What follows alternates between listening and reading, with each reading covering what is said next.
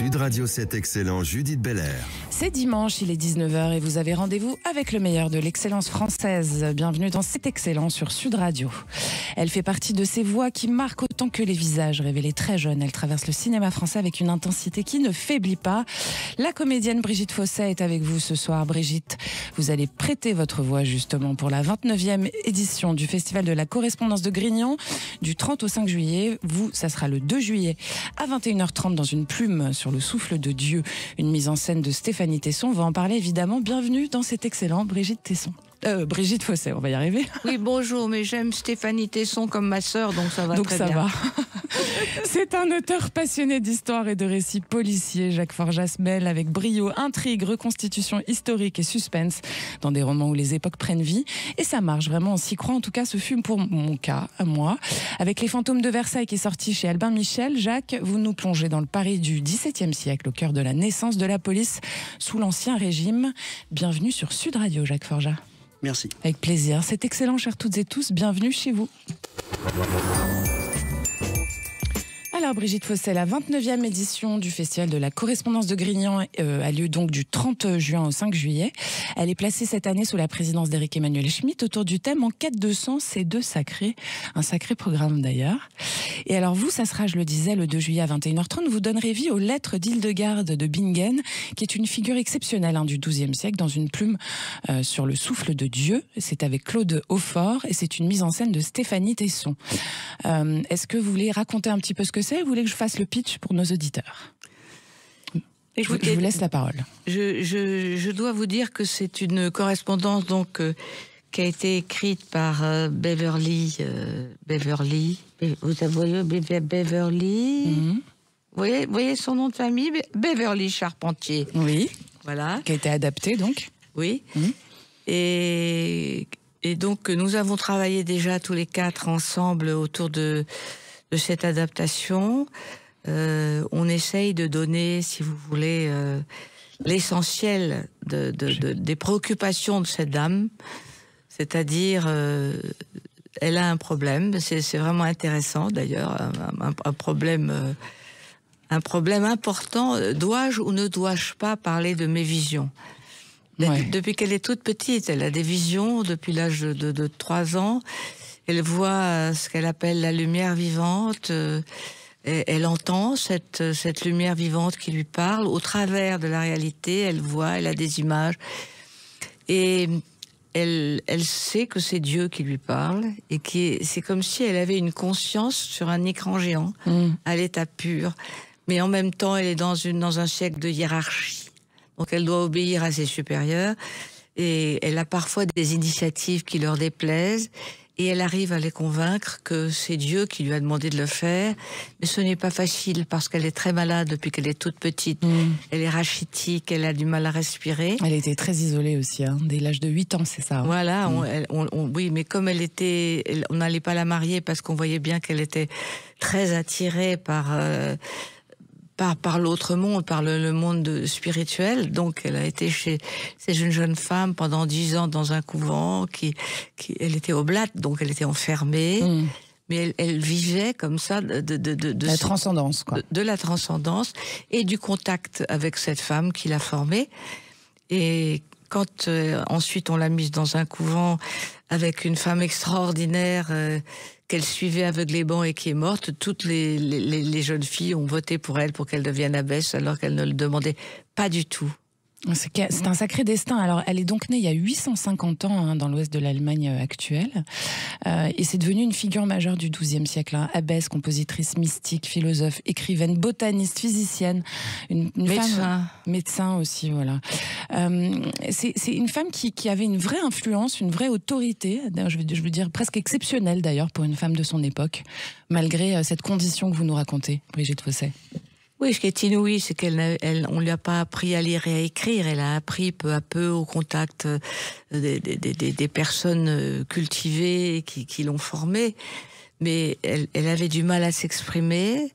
Mais elle avait une vision très claire de ce qu'elle avait à faire.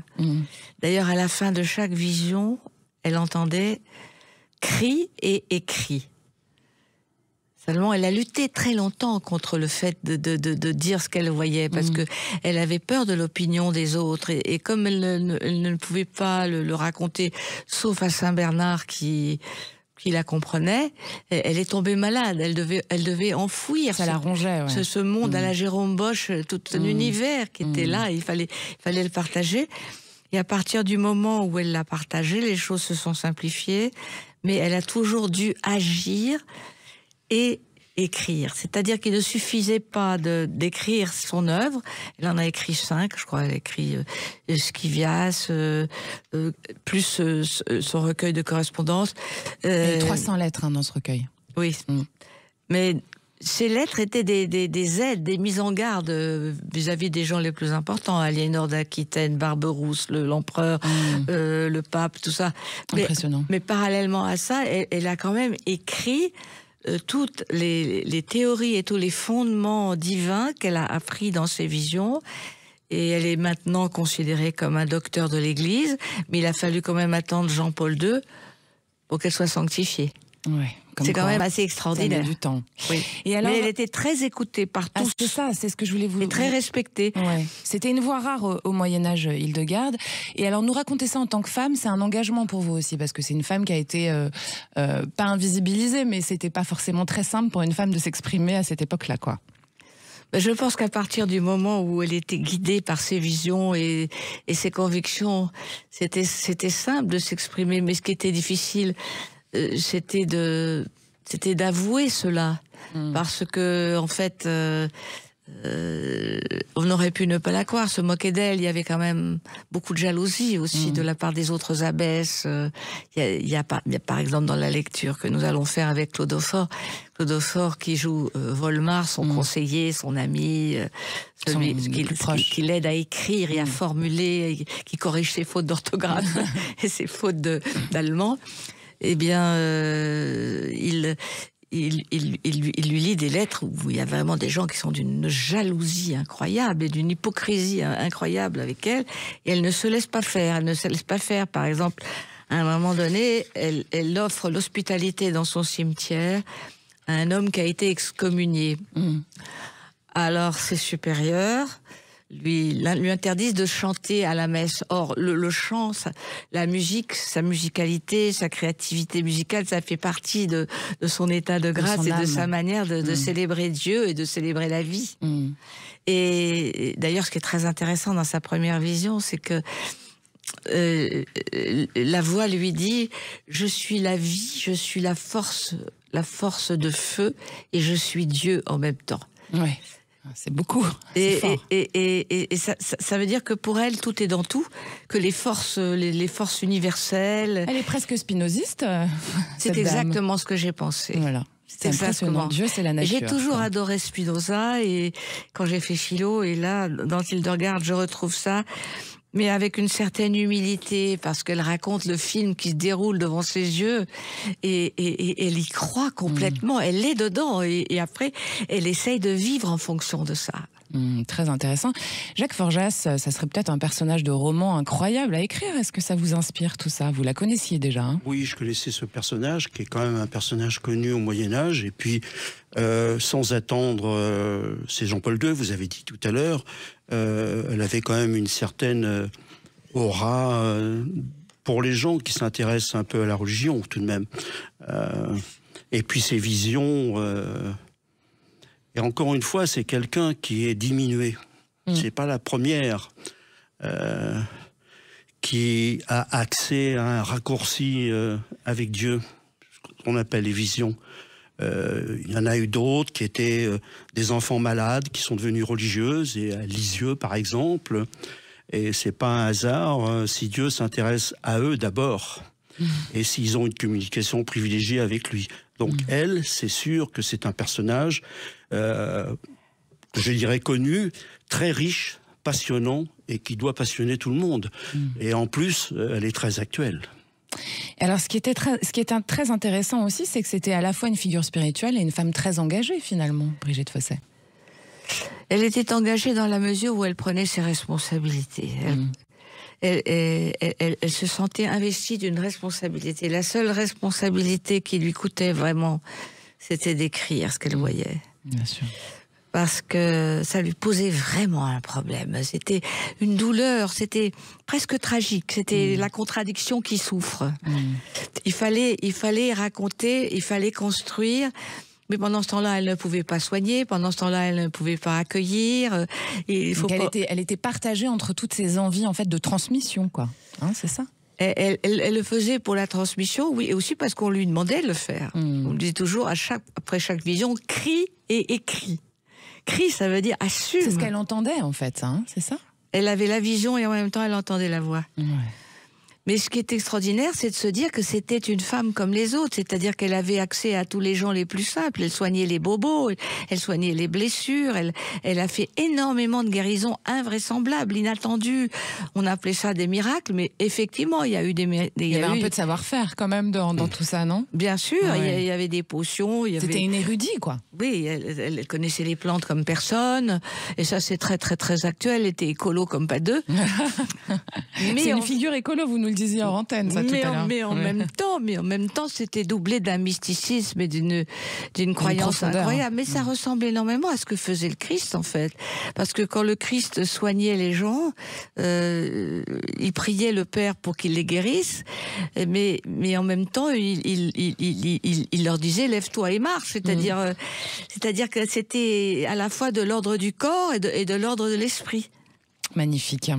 C'est excellent sur Sud Radio et on va vous retrouver dans quelques instants avec la comédienne Brigitte Fossey et le romancier Jacques Forjat. Vous restez avec nous sur Toi tout de suite. Sud Radio, c'est excellent, Judith Belair. Chaque dimanche à 19h sur Sud Radio, c'est excellent, vous ouvre ses portes. Pour vous ce soir, la comédienne Brigitte Fossey qui prête sa voix pour la 29e édition du Festival de la correspondance de Grignan. Ça sera du 30 juin au 5 juillet. Et puis on est aussi avec Jacques Forjas qui est auteur passionné d'histoire et de romans policiers. Et son dernier livre, Les fantômes de Versailles, c'est sorti chez Albin Michel. Alors Jacques, un petit pitch quand même. Ça se passe en 1673, c'est à Paris. C'est un lieutenant général de police qui s'appelle Larreynie, qu'on connaît, qui lance une enquête autour d'une série de meurtres mystérieux. Et en fait, ça marque les débuts de la police moderne. Est-ce que ça vous va comme résumé? Oui, c'est bien. On peut s'arrêter là. Vous voulez ajouter autre chose ou pas? Non.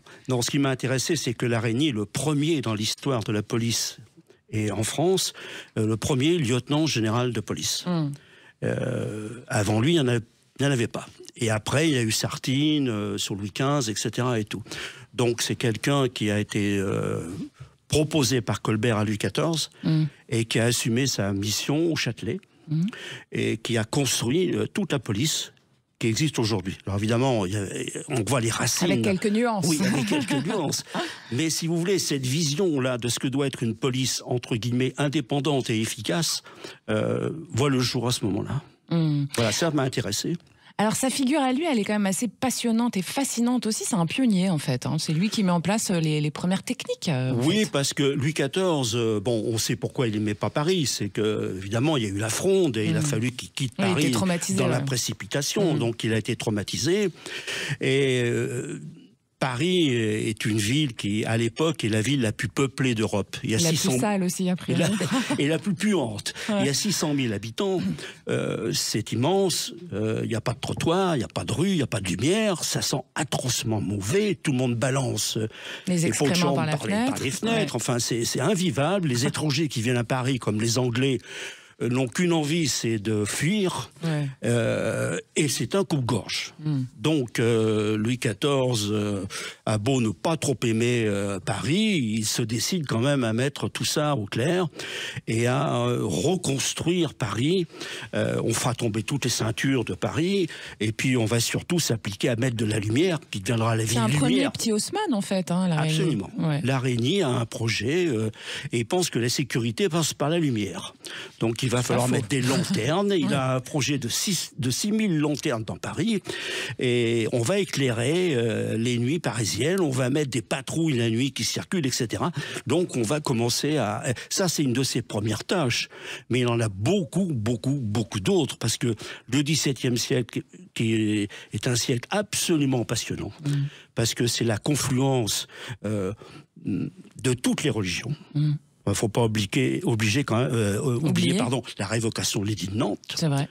les oppositions entre les catholiques et les protestants. Il ne faut pas oublier les jansénistes, Port-Royal. Et là, en force, avec des gens comme Racine qui portent la voix des jansénistes. Il y a les jésuites qui sont omniprésents à Versailles et qui mettent en place des systèmes d'éducation, qui sont conseillers du roi, qui ont une vision sur l'Orient, etc. et tout. Donc ce sont des visionnaires de ce côté-là. Il y aura aussi les quiétistes, qui sont soutenus par Fénelon. Donc il y a ce monde-là. Et puis de l'autre côté, c'est le deuxième phare du XVIIe siècle, c'est le théâtre. Bien sûr. Et d'un seul coup, ils sont tous là.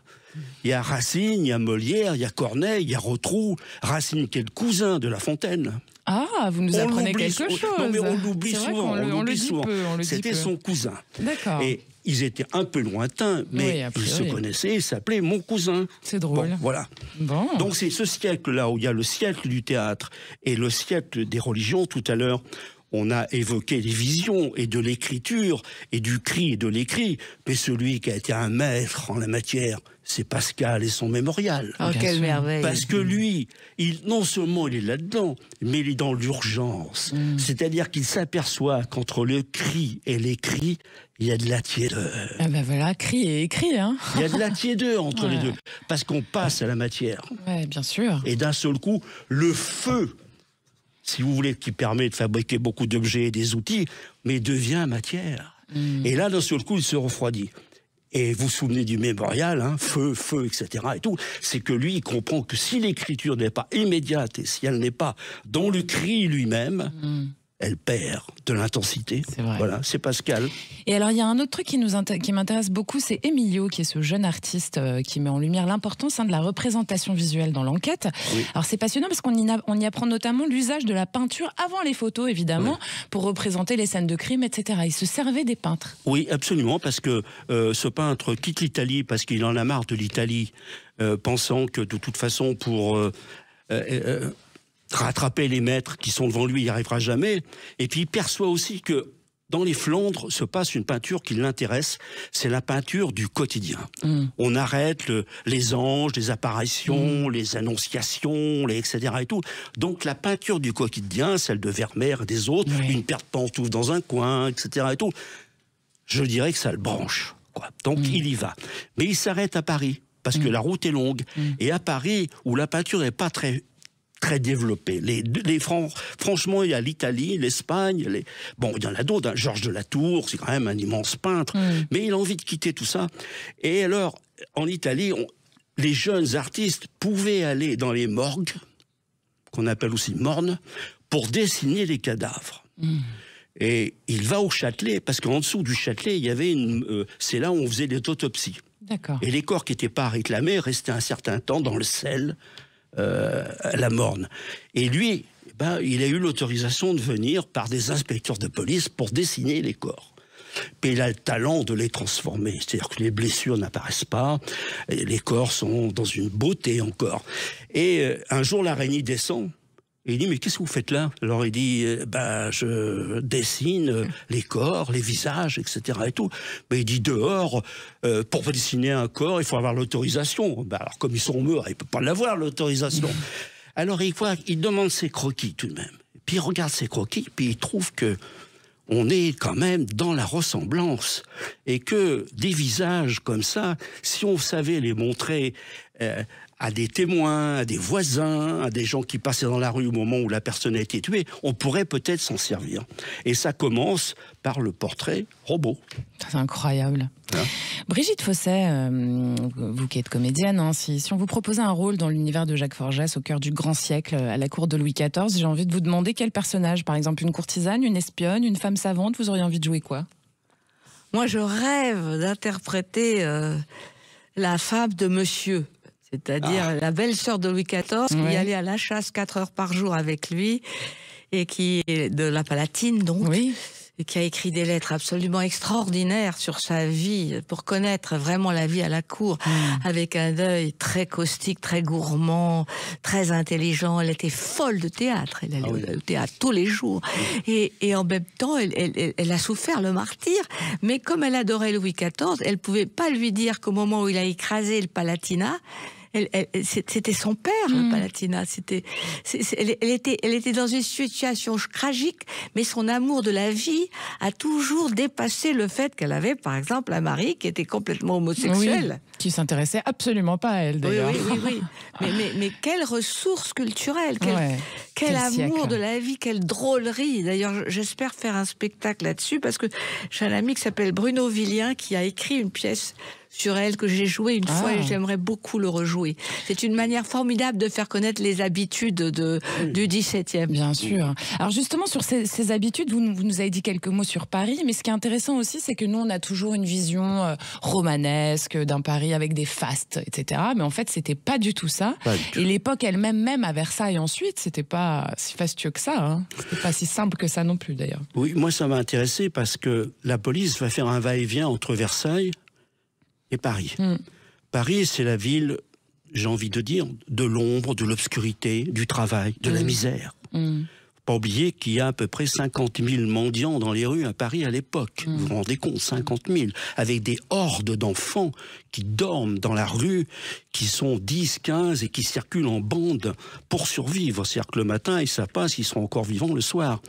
Et qui ont subi des sévices incroyables. Puis de l'autre côté, le deuxième pôle magnétique, c'est Versailles, qui est un lustre allumé toute la journée. C'est-à-dire que là, il y a une ville lumière, où là, il y a quand même... Ils jetaient les pots de chambre par la fenêtre aussi à Versailles. Hein. Un peu aussi, ils avaient même oublié de construire des cabinets pour les gens. Voilà. Et puis... C'était la fête permanente, donc il y avait une insouciance totale, il y avait une mise au pas de la noblesse, bien voulue par Louis XIV. Et entre-temps, on sent déjà dans Paris le vent de la révolte. C'est-à-dire que la misère est trop grande, il y a trop grande différence entre ceux qui dépensent des fortunes sur les tables à Versailles et ceux qui, dans la rue, mangent des pierres. Et qui travaillent 17-18 heures par jour et qui n'arrivent à rien. Et Ariane Mouchkine, vous vous souvenez, elle avait fait un film il y a longtemps sur Molière, où on voyait dans les campagnes françaises l'extrême misère des gens. Et ça, j'ai voulu le mettre parce que il faut pas croire que Versailles, oui, sans doute, c'est une splendeur, mais à côté, il y a Paris et toute la France qui est plongée dans une grande misère. Oui. Et cette cour de Louis XIV, qui était quand même connue pour ses intrigues, ses secrets, etc., c'est un choix de décor idéal pour un roman policier. Hein. C'est un peu ça, c'est un peu pour ça que vous l'avez. Ou c'est une époque qui vous passionne, ou c'est juste... Ah oui, non, c'est une passion. Enfin, sur le plan artistique, c'est d'une richesse incroyable. On en parlait tout à l'heure, mais on peut parler de La Rochefoucauld, on peut parler de Fénelon, on parle de Pascal. Mais pour revenir justement à ces bruits de cour, à toutes ces intrigues qu'il y avait, etc., c'est un terrain idéal pour vous. C'est un terrain idéal, et en même temps, le secret participe aussi de l'art de la conversation. C'est-à-dire qu'il y a une aristocratie dans le langage à Versailles qui pousse jusqu'à l'extrême. Les Précieuses ridicules de Molière, c'est pas un hasard. Mais si vous voulez, il y a un soin dans la langue participant à l'idée que l'esprit est au niveau de l'expression. C'est-à-dire que si on pense bien, on parle bien, on s'applique. Et puis, quand on voit les conversations qui sont entre eux, ils s'écoutent. Alors qu'aujourd'hui, tout le monde parle, mais personne n'a des oreilles. C'est ça. Et là, à l'époque, on sent les allers-retours qui sont passionnants, quoi. Très intéressant, tout ça, c'est excellent, j'ai envie de dire. La comédienne Brigitte Fossey et le romancier Jacques Forjas sont avec vous sur Sud Radio. Vous restez à l'écoute, chers auditeurs. À tout de suite. Sud Radio 7 excellent, Judith Belair. Merci de votre fidélité à Sud Radio chaque dimanche à 19h. C'est excellent, l'émission qui crée le lien. Vous êtes aujourd'hui en compagnie de la grande actrice Brigitte Fossey, une des voix du 29e Festival de la correspondance de Grignan. Ça sera du 30 juin au 5 juillet. Et puis l'auteur Jacques Forjas avec son nouveau thriller Les Fantômes de Versailles chez Albin Michel.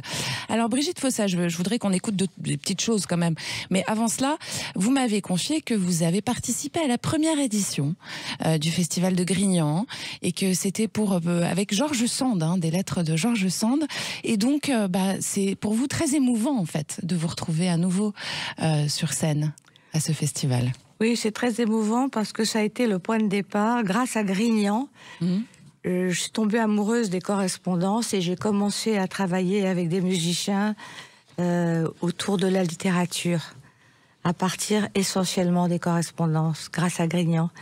Et ça me touche énormément, je leur dois beaucoup, parce que juste après ce George Sand, où j'avais moi-même instillé du Chopin, je suis allée à Nohant, et là j'ai pas cessé de travailler au Festival de Nohant. Alors, il faut dire aux auditeurs qui était Chopin pour George Sand, quand même, parce qu'ils ne le savent pas forcément. Oui, alors George Sand était très amoureuse de Chopin. La première fois qu'elle l'a vu, elle lui a écrit un petit mot, on vous adore. Et la première fois qu'elle a dîné avec lui et Franz Liszt, pour une fois, elle a mis une robe blanche. Alors petit à petit, il est tombé amoureux d'elle. Et puis elle l'a emmené à Nohant. Et 6 mois sur 12, il écrivait à Nohant. Et 6 mois sur 12, ils étaient à Paris. Et là, il donnait des leçons. Magnifique. Et puis il est tombé très malade. Et puis il est parti. Il a quitté George Sand parce qu'il a été choqué par la manière dont elle traitait sa fille. En fait, sa fille était absolument infernale. Elle vivait avec un sculpteur épouvantable, très intéressé, et qui, à un moment donné, a voulu tuer George Sand. Ça s'est très mal terminé. En tout cas, j'ai envie de dire, c'est un beau rendez-vous que ce festival de Grignan pour vous, 29 ans après, quoi. Mais c'est merveilleux. Et puis de voir aussi que ils ont choisi quand même un sujet qui me tient à cœur, et qui tient à cœur de beaucoup de gens, et qui n'est pas très souvent traité, puisque la direction d'Éric Emmanuel Schmitt a souhaité cette année que ça s'appelle Enquête de sens et de sacré. Il est vrai qu'en ce moment, ça peut nous faire du bien. Ça peut nous faire du bien. Il y a une rencontre avec Sylvain Tesson. Il y a une rencontre justement avec Pierre Assouline et Éric Emmanuel Schmitt et il y a un très beau programme. Un auteur musulman qui se demande pourquoi on ne peut pas vivre dans l'amitié des 3 religions, surtout dans un pays laïque. Moi, je trouve que c'est vraiment très très intéressant. Bon, allez, on vous écoute un petit peu quand même sur Sud Radio, 2 petits extraits, Brigitte Fossé.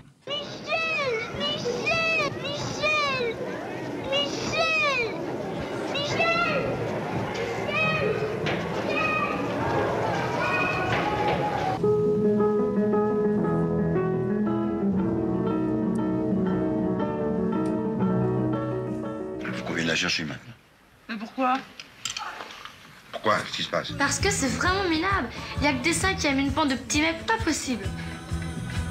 Ah bon? Si vous êtes couché. Dans une demi-heure en bas. Ok.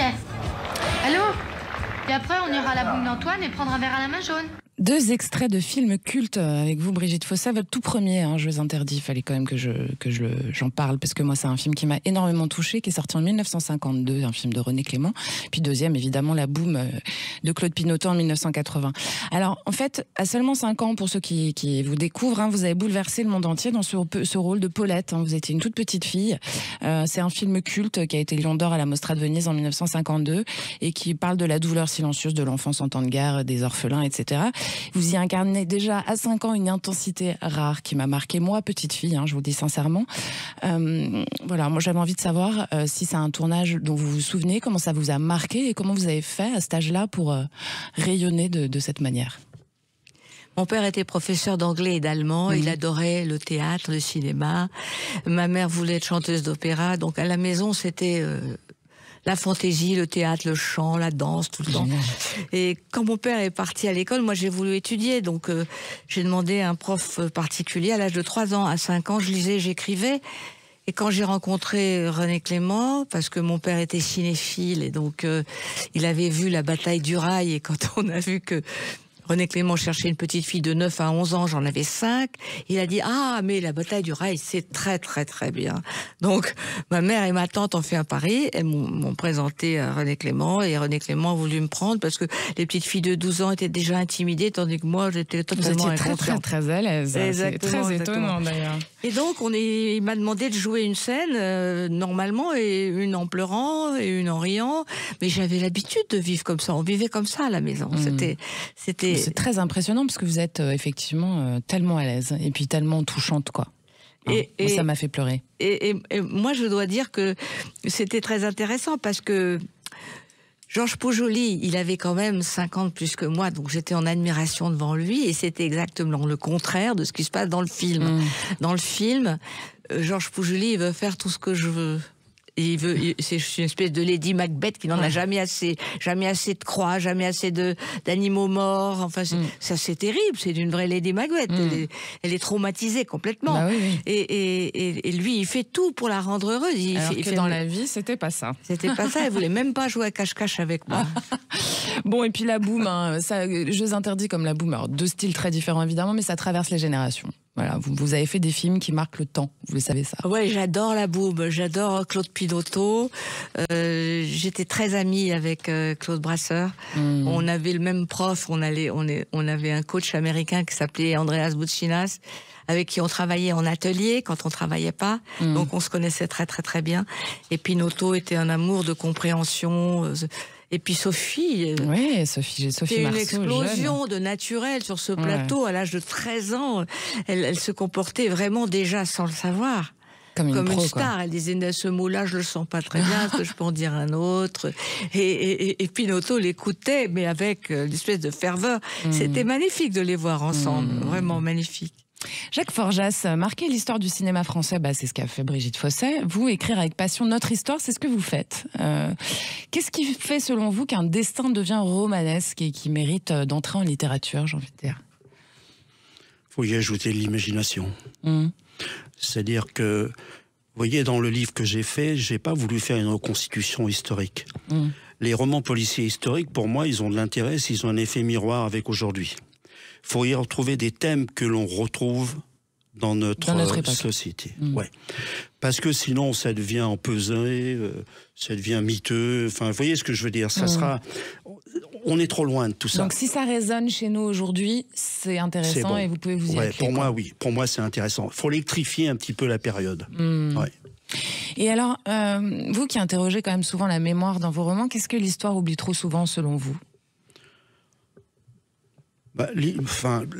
Moi, j'étais prof de lettres au départ, avant de faire.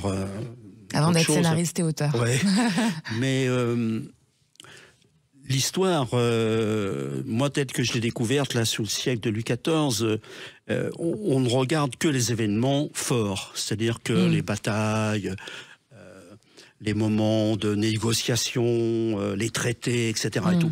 Mais on oublie toutes les couches qui stratifient un petit peu les périodes que l'on vit. Et là, je me suis intéressé à l'art, je me suis intéressé à la religion, c'est vrai, mais je me suis intéressé aussi à la sociologie de l'époque, qu'est-ce que les gens mangeaient, comment ils vivaient, à quelle heure ils se levaient, quel était leur mobilier, comment ils allaient de Paris à Versailles, combien de temps ils mettaient, pour aller de Paris à Versailles, c'était combien de temps à cheval? À cheval, on pouvait peut-être y arriver en 2 heures, 2 heures et demie, mais ils prenaient surtout des diligences, chacun payait un petit billet, et ils allaient en 3 heures, 3 heures et demie à Versailles. Et là, c'était intéressant aussi. Et puis, comment les gens s'habillaient, quelle représentation ils avaient. Enfin, moi, ça m'a vraiment ouvert sur l'histoire. On comprend certaines choses après, on comprend le comportement des gens. Vous voyez, par exemple, les imprimeurs, combien on sortait de livres. On a parlé de La Fontaine tout à l'heure. Il avait un éditeur qui s'appelait Barbin, qui était plutôt un imprimeur. Eh bien, quand Barbin il sortait 300 exemplaires vendus, il était fou de joie. Ah, c'était pas du tout la même chose. Ouais. Fou de joie. En résonance avec aujourd'hui, c'est étonnant. Et alors vous avez, on l'a dit, écrit pour le cinéma, la télé, notamment le film Jean de La Fontaine, d'ailleurs, Le Défi, avec Laurent Deutsch. Il y avait Toretton aussi, il y avait pas mal d'acteurs très intéressants. Il y avait Dreyfus, que j'aimais bien, Et alors, ce que je voudrais savoir, c'est est-ce que vous êtes aussi libre quand vous écrivez un scénario qu'un roman? Oui. Qu'est-ce que l'écriture romanesque vous permet que le scénario vous permet pas? Ouais, c'est ça. C'est-à-dire que là, il n'y a pas d'argent en jeu, il n'y a pas de casting, il n'y a pas de décor, il n'y a pas de durée obligatoire de 5 semaines ou 6 semaines ou je ne sais pas combien. Donc le livre, c'est ouvert, quoi. Et puis si au bout de, je vais dire 1 mois ou 2, ça marche pas, j'arrête, je fais autre chose au cinéma. Quand c'est parti, c'est parti. Comme disaient les producteurs, moi, quand un film se lance en production, je suis au départ du bateau, mais après, je les attends à l'arrivée. Ce qui va se passer pendant la traversée, je peux rien y faire. C'est parti. Tous les deux, finalement, vous êtes des transmetteurs, j'ai envie de dire, des passeurs d'images, de passeurs de mémoire. Est-ce que ça vous va, Jacques Forjas, comme définition? Oui, parce que j'ai fait des documentaires aussi sur Cocteau et Guy Debord. Et à chaque fois, si vous voulez, il y a un travail de passage des idées des autres et voir comment ils réagissent. Est-ce que vous vous considérez un petit peu comme ça aussi, Brigitte? Parce que quand on est comédien, finalement, on passe, on raconte, on est conteur, quoi. Moi, ce qui me passionne dans ce métier, c'est l'interprétariat, c'est-à-dire d'abord essayer d'aller au fond de la pensée de l'auteur, donc autant en avoir des bons, que ce soit des scénaristes ou des auteurs littéraires, et essayer de savoir pourquoi, comment il a écrit ça. Je me souviens que mon prof d'histoire en Hippocane disait toujours, quand vous lisez un auteur, lisez tout. Et puis il disait aussi, lisez les grands phares. Lisez les grands phares, ça vous restera toujours. Mais c'est vrai que pour jouer une scène, il faut vraiment d'abord se pencher sur l'auteur. Pourquoi il l'a écrit comme ça? Qu'est-ce qui l'a intéressé? Etc. Et après, vous allez au personnage. Mais vous êtes d'abord dans l'histoire, dans le sujet, dans le style aussi. Et après, vous allez au personnage. Et là, vous voguez. Vous voguez sur cet univers à votre façon, et c'est ça que j'aime, c'est me prêter entièrement à un personnage dans un univers. Je voyage et j'essaye de faire voyager les gens. Faites voyager, tout à fait. Allez, c'est excellent évidemment, et c'est sur Sud Radio. La comédienne Brigitte Fossey et le romancier Jacques Forjas vous embarquent ce soir. On se retrouve tout de suite, après une petite pause. À tout de suite. Sud Radio, c'est excellent. Judith Belair. Créer du lien, c'est donner du sens. C'est excellent sur Sud Radio. C'est bientôt la fin de l'émission, même si, comme vous, je serais bien restée avec la comédienne Brigitte Fossey, qui est à l'honneur lors du 29e Festival de la correspondance de Grignan. Ça sera du 30 juin au 5 juillet. Puis l'écrivain Jacques Forjas et son dernier roman, Les Fantômes de Versailles, c'est sorti chez Albin Michel. Alors, c'est l'heure du portrait chinois avant de retrouver votre chronique. Parlons de vous. C'est parti, vous êtes prêts tous les deux? Oui. Alors, je commence avec vous, Brigitte Fossey. Si vous étiez un personnage de théâtre? Harlequin. Pourquoi? Parce que ça change tout le temps, parce que c'est drôle, même quand c'est grave. J'adore. Si vous étiez un personnage historique, Jacques Forjas? Un personnage historique, ça serait difficile à trouver un personnage historique. Ouais. Il y en a pas un qui vous interpelle plus qu'un autre? Il y en a plusieurs, c'est ça le problème. Faut choisir. Après, faut exclure quand on choisit. Ouais, alors, je le sais choix pas, est une exclusion. Personnage historique, je dirais pas Louis XIII. D'accord, pourquoi? Louis XIII, parce qu'il fait la jonction entre la Renaissance et ce qu'on va appeler le monarchique. Et lui, il essaie de garder un passage intéressant. C'est pas un monarque absolu, c'est quelqu'un qui aime la chasse, et qui a des traditions, qui croit aux valeurs, qui est très religieux, mais une religion qui va pas devenir la religion espagnole de son fils plus tard, Louis XIV, qui passera de l'Italie avec la Commedia dell'arte à ses débuts, à l'Espagne après profondément chrétienne. Mais c'est quelqu'un de beaucoup plus léger, Louis XIII. Parce qu'on a peu de temps, hélas. Merci en tout cas. Brigitte Fossey, si vous étiez une émotion? L'étonnement. Pourquoi donc? Parce que je suis tout le temps étonnée d'être en vie. Je suis surprise d'être là. Je trouve ça magique. J'y pense tout le temps. Je veux dire, quand vous pensez à l'éternité, quand vous pensez au cosmos, vous vous rendez compte qu'on est là ensemble, qu'on s'écoute, qu'on se regarde. Je suis étonnée par les gens, surprise. Et c'est magique de vivre et de partager. Magnifique. Jacques Forjas, si vous étiez un secret? Si j'étais un secret, qu'est-ce que tu secret, c'est ça? Si j'étais un secret... C'est une question un peu piège, celle-là. Ouais, un peu... la confession, alors. D'accord. Vous êtes religieux? Tout à l'heure, tout à fait au début de l'entretien, il y a eu on a parlé du sens. C'est vrai qu'il y a un effondrement du sens aujourd'hui. Et que beaucoup de gens essayent d'en trouver un, c'est-à-dire flécher un peu leur vie. Et il faut dire que le christianisme, en particulier le Christ, si vous voulez, est un personnage absolument lumineux et qui peut conduire des vies intéressantes. Et j'ouvre juste une parenthèse. Rapidement, s'il vous plaît. Je suis des cours au Bernardin. Oui, au collège des Bernardins, donc. Oui, sur les évangiles, et je dois dire que ça m'apporte beaucoup, même dans les livres. Bon, alors, vous êtes en confidence, là. On n'est pas en confession, mais presque. Brigitte Fossey, si vous étiez un film culte? West Side Story. Yeah. Vous auriez voulu jouer dedans? Bah voilà, ça résume. Si vous étiez un livre, Jacques Forjas. Ou alors là, il y a tellement de... Allez, choisissez. De gens... aller au-dessous du volcan. Ok. De Malcolm Lowry. Il faut dire pour les auditeurs. 1666, âme. Du Chilien Bonello. Ok. Si vous étiez un acteur, Brigitte Fossey? Ah, si j'étais un acteur, j'aimerais être Benicio del Toro. Ah oui, ça, on l'adore. Je valide, je survalide. C'est un magnifique homme, un magnifique producteur, un magnifique acteur. Il peut tout jouer. Et Nick Nolte aussi, j'adore Nick Nolte. Mais enfin, c'est quand même Gérard Philippe, mon premier amour. Bon. Jacques Forjas, si vous pouviez rencontrer Louis XIV, qu'est-ce que vous lui diriez? Je lui demanderai un pass pour être là tous les soirs. Et vous, Brigitte Fossey, si vous pouviez rencontrer un personnage de fiction, qui ça serait?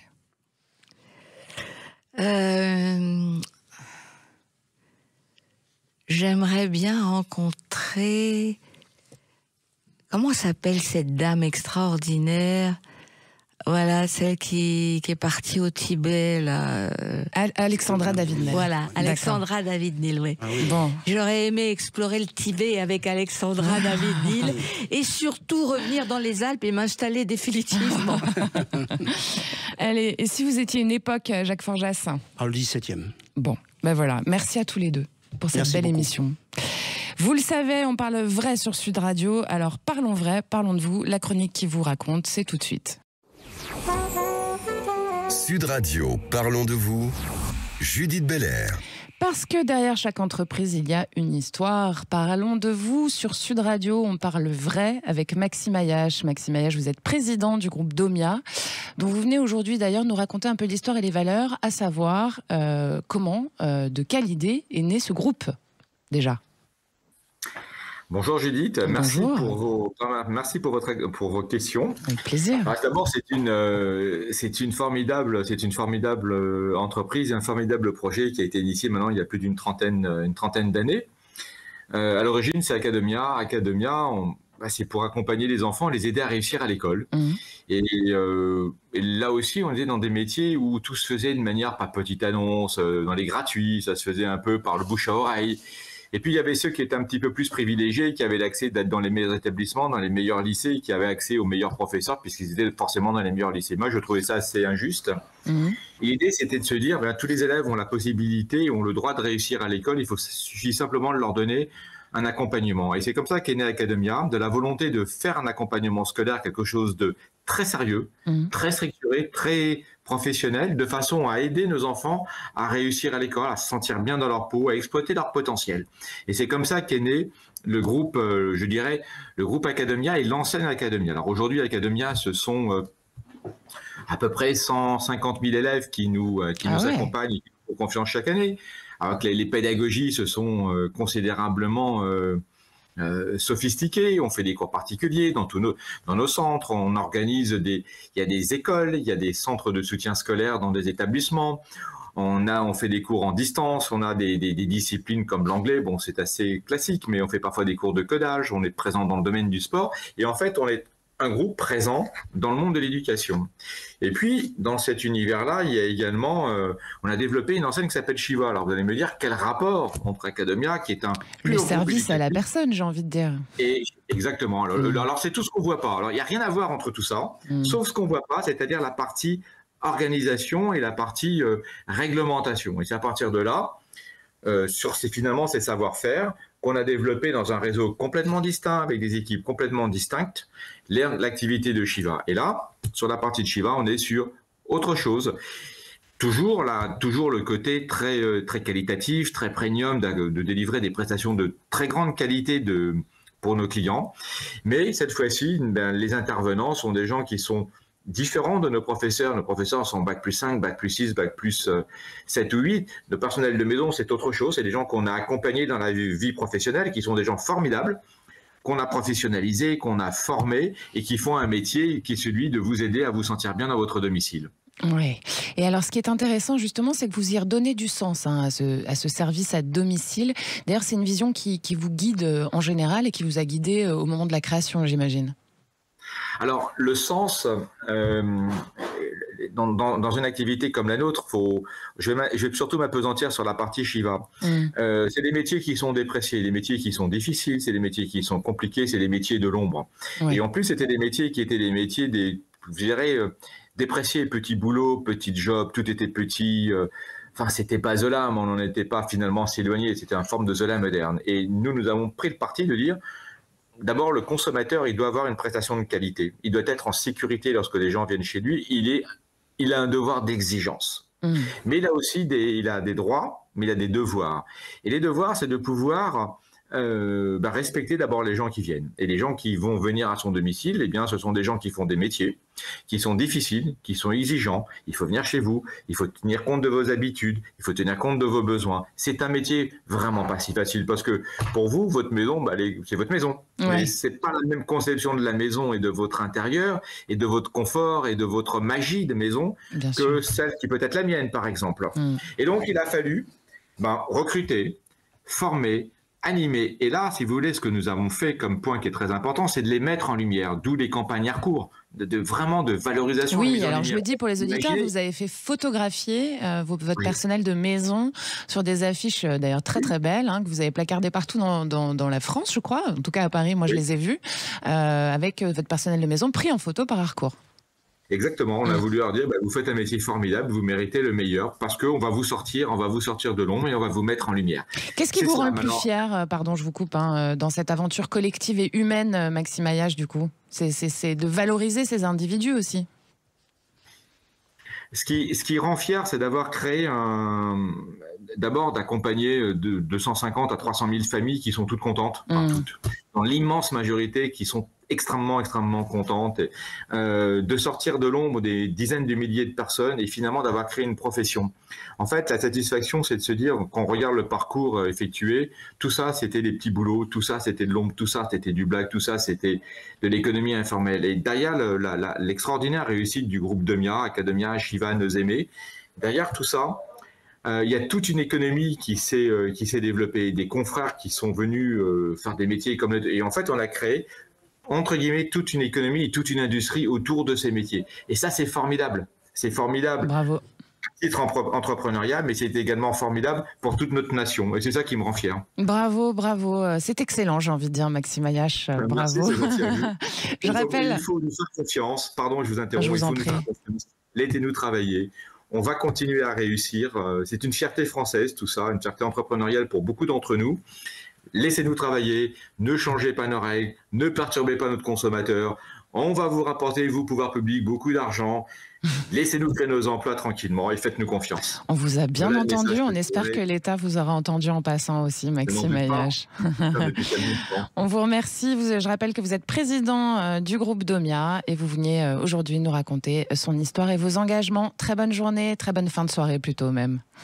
À très vite. Merci Julie. Merci Maxime. À bientôt. Au revoir. C'était excellent, merci à tous les deux. Merci à vous. Merci beaucoup. Merci. Je rappelle aux auditrices, aux auditeurs que la comédienne Brigitte Fosset sera présente pour nous enchanter et vous enchanter lors du 29e Festival de la Correspondance de Grignan. C'est du 30 juin au 5 juillet, vous c'est le 2 juillet à 21h30 et que vous avez tout le programme du festival sur grignan-du6 festivalcorrespondance.com.